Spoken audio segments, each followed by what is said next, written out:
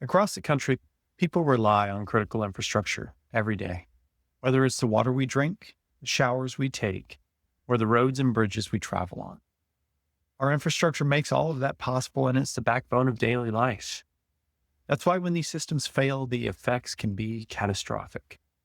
We all know the failures in Flint, Michigan, and the resulting lead contamination, or Jackson, Mississippi's plant failure that left their residents without safe and clean drinking water, or even the power grid failures that plagued Texas after a winter storm exposed the vulnerable parts of the grid that had been ignored for years. These and other smaller local examples highlight the challenges that can be brought on by lack of funding, lack of support, and true lack of leadership. It's not just one sector.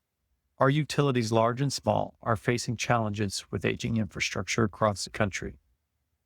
According to the 2025 American Society of Civil Engineers Infrastructure Report Card, America's infrastructure is barely receiving a passing grade, and this likely doesn't surprise most of the utility workers watching today. So why are we struggling? It goes beyond the cracked pipes.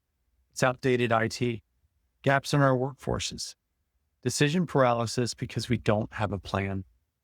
With so many challenges knocking at our doors every day, taking the first steps can feel overwhelming or even impossible. Today, we want to help reframe how we see that aging infrastructure and inspire you to create a culture of change, no matter the size or resource limitations. What are we talking about when we speak of aging infrastructure? We mentioned roads, pipes, bridges, but it's so much more than the physical aspects.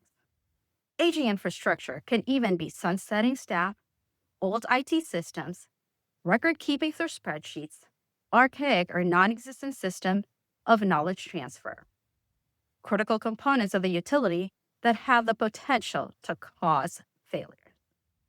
I know, we just made the problem seem even bigger.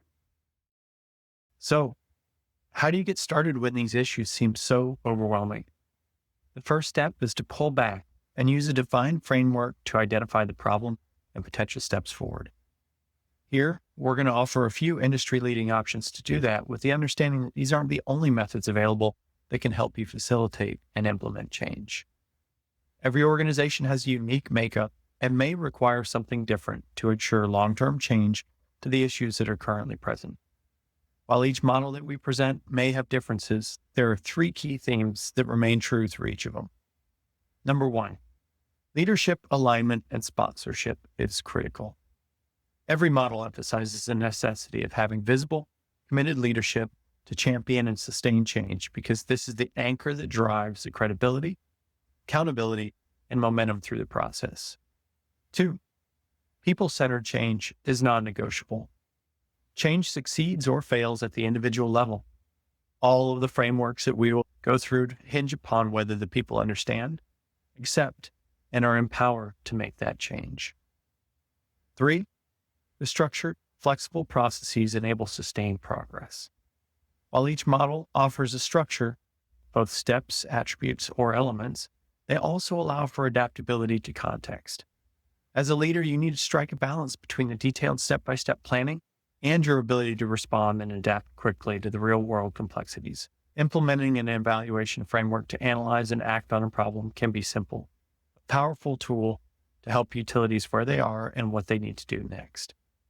In and of themselves, these tools can't immediately solve the broken equipment, resource scarcity, or lack of support that led to the issue, but what they can do is provide clarity on the path forward.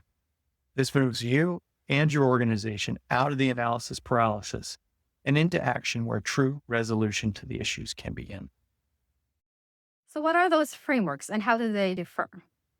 I'll talk through 5 models that are already being used across the country by many different utilities, agencies, and consultants, and we'll provide links to additional resources that provide full details in our video notes. Check out these frameworks and see how they may fit with your specific challenges. ADKAR. It's an acronym. A stands for awareness, D is for desire, K is for knowledge, second A is ability, R is for reinforcement. Many organizations fail implementing change because they overlook the human element. The ADKAR model focuses on building awareness and buy-in for change for key stakeholders within your organization. Great when the change starts with your people, not your pipes. Cotter's 8-step change model provides a framework for leading organizational changes. It emphasizes a sequential approach, beginning with creating urgency for the need to change and ending with anchoring change within your organization's culture to make the change last. Perfect for big change efforts, especially when trust needs rebuilding. Having a plan and implementing it sounds great, but can something like this actually work? In 2020, Denver Water faced a monumental challenge, navigating a multi-billion-dollar portfolio of completing capital projects urgently needed to address the aging infrastructure. Confronted with fixed resources and growing complexity, leaders at the Enterprise Management Office recognized that continuing without a prioritization framework was unsustainable. After evaluating many different options to address their challenges, they selected and implemented a comprehensive enterprise management framework. The results? A 20-year forecast model that dramatically improved resources and capacity planning. Problems don't always shrink, but leadership, combined with the right framework, can make them solvable. These weren't just $500 million projects. They were culture shifts. One framework, one team, one clear direction. The framework helped them lead whether they had a title, funds, or resources at their fingertips. The framework gave them power within their utility. There's power within that plan. So now you have your framework. Where do you go from here? It starts with a willingness to define the problem, not just accept the chaos. From there, it's about prioritizing action, aligning your people, and inviting your community into that process. Because infrastructure doesn't stop at the utility gate, and leadership doesn't stop at the org chart. In our second video, we'll show you the importance of gaining trust of your community and making infrastructure personal, because remember, there's power in the plan, but there's also power in the people.